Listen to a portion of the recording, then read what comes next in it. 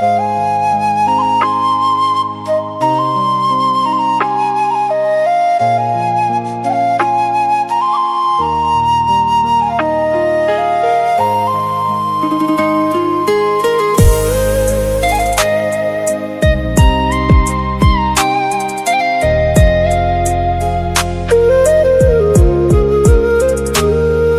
ំណាយ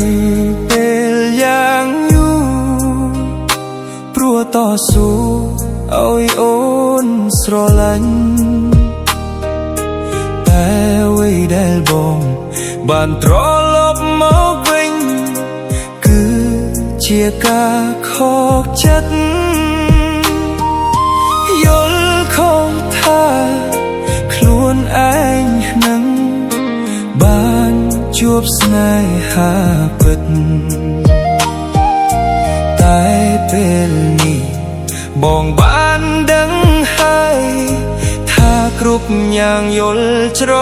ឡំសម្បត្តិមកមួយរយ៉ាងសុំលាក់ខ្លួន3-4-10ថ្ងៃ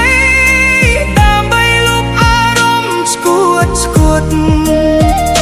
ខ្ញុំស្អប់មនុស្សក្បែរខ្លួនដែលនាំគ្នាព្រួត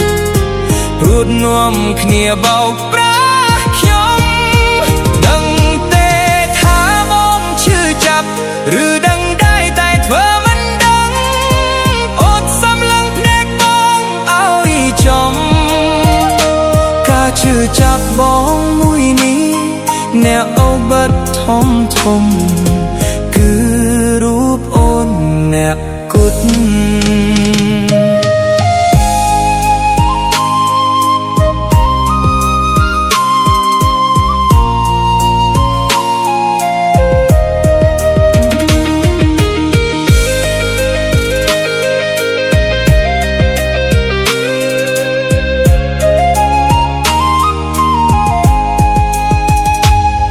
ចំណាយ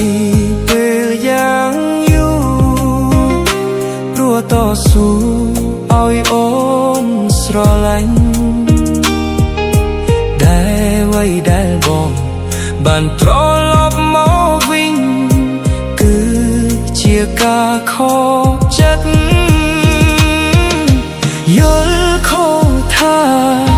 ខ្លួនឯងនឹងបានជួបស្នេហាពិត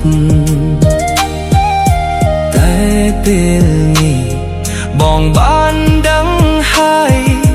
ថាគ្រប់យ៉ាងយល់ច្រឡំសម្បត្តិមកមួយរយ៉ាងសុំលាក់ខ្លួន3-4-10ថ្ងៃដើម្បីលុបអារម្មណ៍ស្គួតខ្ញុំស្អប់នោះក្បែរខ្លួនដែលនាំគ្នាព្រួតនាំគ្នាបោកប្រាស់ខ្ញុំដឹងទេថាបងឈឺចាប់ឬដឹងដែរតែធ្វើមិនដឹងអូនសំឡឹងភ្នែកបងអើយចំការឈឺចាប់បងមួយនេះអ្នកអូបិទធំគឺ